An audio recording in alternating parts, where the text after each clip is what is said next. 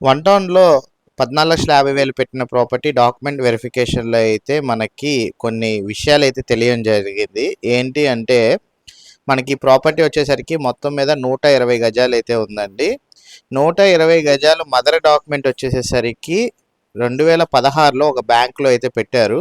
దాంట్లో మార్టిగేజ్ కూడా అయ్యుంది. అయితే ఆ నెంబర్ మటికి మనకి ప్రెజెంట్ ఉన్న డాక్యుమెంటేషన్‌లో అయితే కనబడట్లా. సో, ప్రెజెంట్ ఉన్న డాక్యుమెంటేషన్‌లో మనం గనక వెరిఫై చేసినట్లయితే ఇప్పుడు ప్రజెంట్ పెట్టిన బ్యాంక్కి సంబంధించిన డాక్యుమెంట్ అయితే కనబడుతుంది.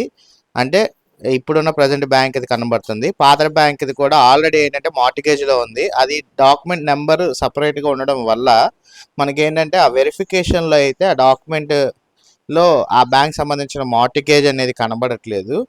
సో నిన్న ఒక కస్టమర్ కొనడానికి వచ్చారు. మన డాక్యుమెంట్ వెరిఫికేషన్ అయితే చేశాము.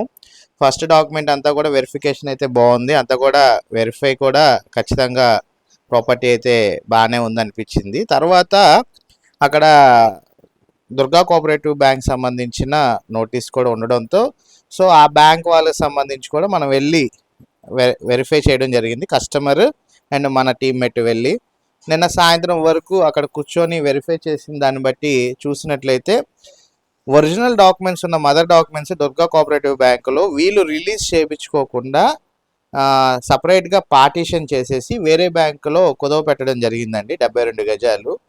అయితే ఇది చాలా రిస్క్ ఫ్యాక్టర్. వాస్తవికంగా ఒక మార్టిగేజ్లో ఉన్నది రిలీజ్ చేయకుండా దాన్ని సపరేట్ చేసి ఇంకొక కొత్త డాక్యుమెంటేషన్ అనేది పెట్టడం వల్ల ఇప్పుడు కొనుక్కునే వాళ్ళకి భవిష్యత్తులో గనక ఆ బ్యాంక్ ఆప్షన్ కనుక వేసినా లేకపోతే ఆ బ్యాంక్ వేలం వేసినా లేదంటే ఓనర్స్ ఛార్జ్ తీసుకున్నా ఖచ్చితంగా ఇప్పుడు ఫ్రంట్ పోర్షన్ కొన్న 72 గజాల వారికి రిస్క్ అయితే అవుతుంది.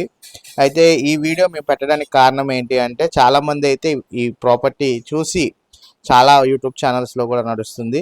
సో ఈ ఇన్ఫర్మేషన్ తెలియకపోతే డబ్బు లాస్ అయ్యే అవకాశం అయితే ఉంది.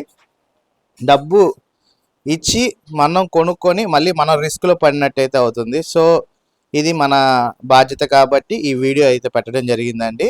సో వెరిఫికేషన్ చేసిన తర్వాతే మనకి అసలు విషయాలు తెలియడం జరిగింది కాబట్టి ఇప్పుడు ఈ విషయం కూడా మీ అందరికి కూడా తెలియజేయడం అయితే జరుగుతుందండి. Thank you.